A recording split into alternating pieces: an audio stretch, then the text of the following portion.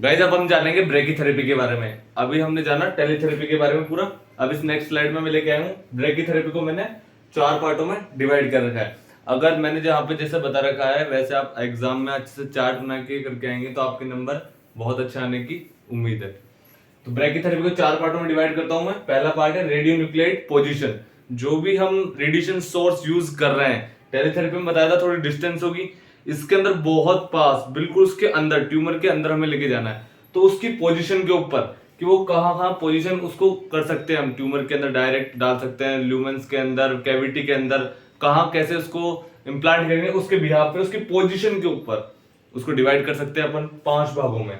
ठीक है। Source loading pattern, उसको लोड करने के, मान लो मेरे पास सोर्स है, अब मुझे ट्यूमर के अंदर पहुंचाना है, कैसे पहुंचाऊं मैं, नीडल्स के जरिए, डायरेक्ट, इनडायरेक्ट, प्री, आफ्टर, तो वो मैं भी बताने वाला हूं।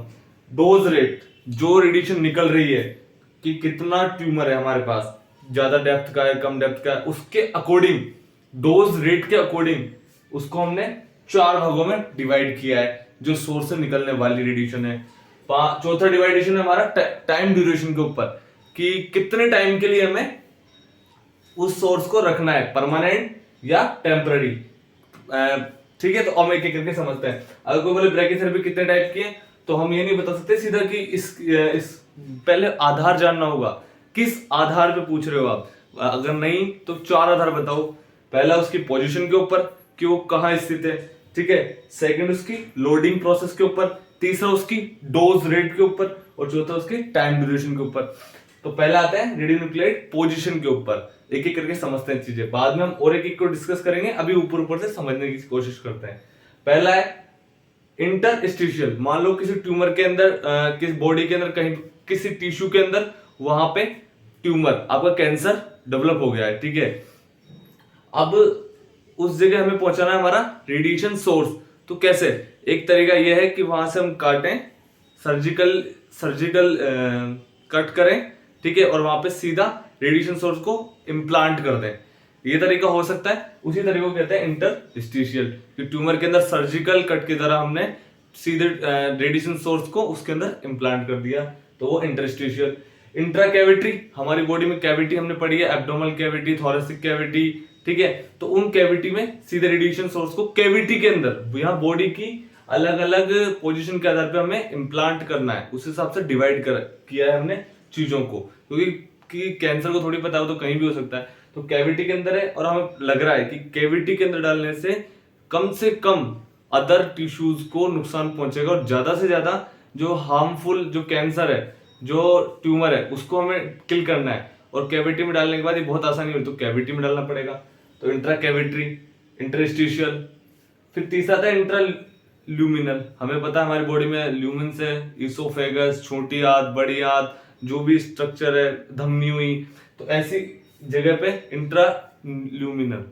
मतलब अगर हमारे जैसे मान लो आंत के अंदर कहीं कैंसर है, वहां पे ट्यूमर है, तो वहां पे पहुंचाने के लिए हमें इंट्रा ल्यूमिनल नाम दिया उसे, उस रेडिएशन सोर्स को वहां पे इम्प्लांट करने के लिए। फिर आता है फोर्थ इंट्रावेस्कुलर, मतलब किसी वेसल्स के अंदर सीधा डायरेक्ट हमें इम्प्लांट करना है रेडिएशन सोर्स, तो इंट्रावेस्कुलर। सरफेस माउल्ट, ये सरफेस के ऊपर है, स्किन के ऊपर कोई कैंसर है और हमें बिल्कुल पास ले जाके वहां पे रेडिएशन सोर्स को रेडिएशन डोज दिलवानी है, तो उसे सरफेस माउल्ट, साफ पता चल रहा है नाम से, सरफेस मतलब सरफेस के ऊपर रेडिएशन सोर्स को रख के रेडिएशन ट्रीटमेंट करना। अगर हम लोडिंग की बात करें, लोडिंग पैटर्न के ऊपर, तो इसको 2 भागों में डिवाइड कर सकते हैं, प्रीलोडेड, आफ्टर। अब इसके नाम से हम पता लगा सकते हैं। देखो कॉन्सेप्ट हमें बनाने के लिए बस थोड़ी सी समझ चाहिए होती है। प्री का मतलब ये प्री एंड आफ्टर से समझते हैं। मान लो कहीं बॉडी में हमें ट्यूमर है, कैंसर है। अब एक तरीका तो ये है कि हम नीडल लें, नीडल के अंदर रेडिएशन सोर्स डालें और इम्प्लांट करें, और रेडिएशन सोर्स को तुरंत उसमें हम प्रेशर के जरिए कैसे भी करके इम्प्लांट कर सकते हैं। नीडल डाला, तुरंत उसके साथ ही प्रीलोडेड कहलाता है वो। नीडल के साथ ही, ध्यान से सुनना, मेरे दोनों में बहुत बारीक अंतर है, इसलिए अगर नीडल के साथ ही हम रेडिएशन सोर्स को साथ में इम्प्लांट करते हैं तो वो प्रीलोडेड रेडिएशन सोर्स पैटर्न कहलाता है। ठीक है। आफ्टर लोडेड मतलब पहले हमें नीडल को डालना पड़ेगा, और उसके बाद पहले नीडल को सेट करना पड़ेगा, कहाँ हमें पहुंचानी है निडल, उस निडल को। उसके बाद हम आफ्टर लोडेड, पहले निडल होगी, उसके बाद हम मैनुअल और रिमोट दोनों के जरिए हम इम्प्लांट कर सकते हैं रेडिएशन सोर्स को। मैनुअल का मतलब क्या? मैनुअल मतलब अपने हाथों से हम रेडिएशन सोर्स डालते हैं, जो भी इंस्ट्रूमेंट होते हैं फोर्सेप हैंड वाले उनके जरिए। और रिमोट मतलब पूरा ऑटोमेटिक प्रोसेसर के जरिए। डोज रेट की बात करें तो LDR, MDR, SDR, ultra LDR. LDR मतलब low dose rate, medium dose rate, high dose rate, ultra low dose rate. LDR को हम बात करें, अगर मैं रेडिएशन यूनिट बताऊं तो यहाँ पे ग्रे पर आर के रूप में, बाद में बताएंगे, हम डिस्कस करेंगे ग्रे पर आर क्या होता है। अभी इतना समझो, gray per hour 0.4 to 2 low dose rate, 2 से 12 एमडीआर मीडियम, और 12 से ज्यादा एचडीआर। हाई डोज रेट के लिए 12 से ज्यादा, मीडियम के लिए 2 से 12, और 2 से कम 0.4 से लो डोज रेट, उससे सबसे कम आ जाए तो अल्ट्रा एलडीआर 0.01 से 0.3। ठीक है, ये समझ के लिए है, बाकी इसमें है कुछ नहीं। बाकी टाइम की अगर बात करें तो टेम्पररी और परमानेंट।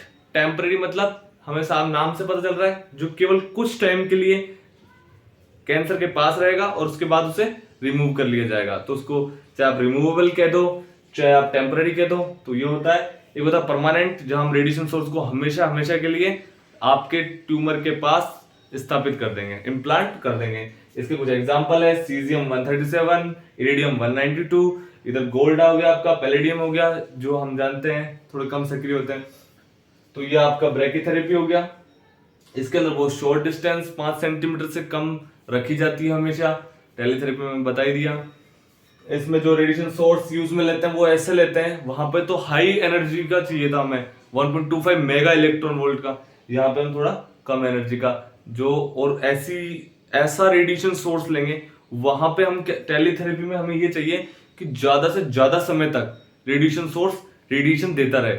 यहाँ पे हम ड्यूरेशन के अंदर स्पेसिफिक जाए तो परमानेंट के अंदर हम ये चाहते हैं कि वो रेडिएशन कम टाइम थोड़ा डिक्रीज होता रहे, ज्यादा टाइम के लिए ना रहे, क्योंकि वो आसपास की सेल्स को भी हार्म करेगा, किल करेगा। हम चाहते हैं सिर्फ कैंसर किल नष्ट हो।